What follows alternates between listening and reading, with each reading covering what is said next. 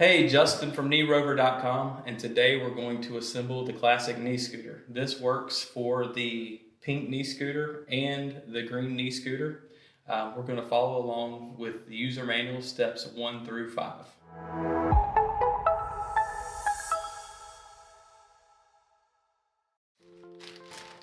Your parts list is going to be your height adjustment knob and your locking seat pin. This is all you're going to need to assemble this model. All right, so step 1, all we're going to do is we're going to take this pull pin, we're going to pull it downward, and we're going to rotate that front axle all the way around. All right, step 2, all we're going to do is take this lever, put your finger here and pinch it over. You're going to rotate this upward. That's going to lock that in place, and then you're going to rotate this lever upwards into this groove and then clamp it down. All right, so step number 3, we're going to drop the handlebars into the column. Then we're going to take your height adjustment knob, we're going to put it in back here on the back side, and we're going to screw it all the way in.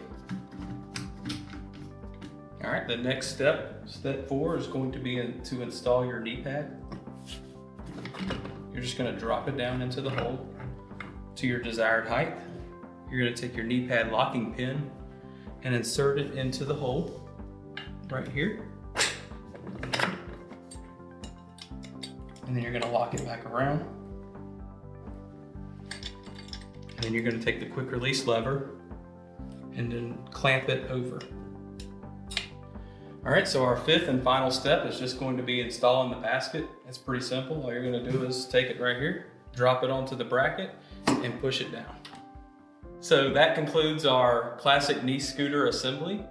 If you have any questions or concerns, feel free to contact us at 877-737-9877, or you can email us at help@kneerover.com. And thanks for choosing KneeRover.